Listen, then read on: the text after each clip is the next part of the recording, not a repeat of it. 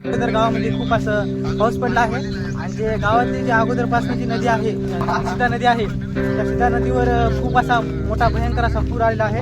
तरी तर ते नैसर्गिक जी आपत्ती असेल त्याला आपत्ती म्हणता येईल किंवा काही म्हणता येईल, त्याचं आपण दृश्य बघायला जाणार आहोत. आपण आता आलेलो आहेत आपल्या सीता नदीच्या पुलावर. तर तुम्ही दृश्य बघू शकता काय आहे ते पुलाचे हाल आणि जे पुलावर जे काही ते पाणी चालले ते आपण तुम्ही बघू शकता. खूप भयंकर असं ऊसामध्ये पण पाणी गेले, शेतामध्ये सुद्धा खूप.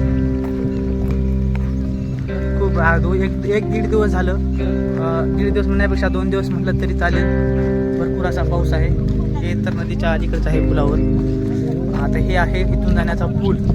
तर जास्त मध्ये काय नाही जाऊ शकत कारण आपल्याला पोहता येत नाही. बघू शकता हे आपण दृश्य.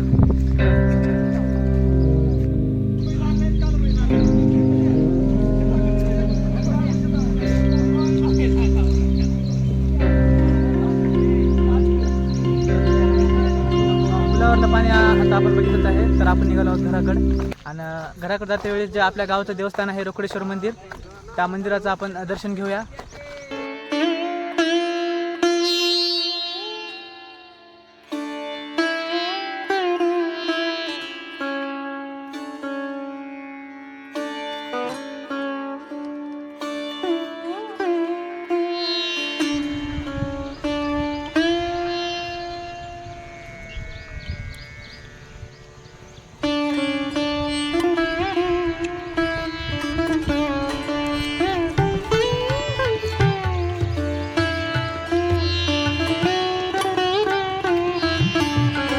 आपण आपल्या गावचं जे देवस्थान आहे रोकडेश्वर मंदिर, तर आपण रोकडेश्वर महाराजाचं दर्शन घेऊन आता आपण चालू घराकडे. तर आज आपण पुलावरलं पाणी पण बघितलं आणि आपल्या गावचे दैवत रोकडेश्वर मंदिराचं दर्शन पण घेऊन आता आपण चालू घराकडे.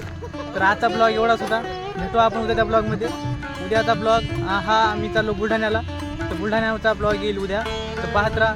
चॅनलला सबस्क्राईब आणि व्हिडिओला लाईक करायला विसरू नका. धन्यवाद.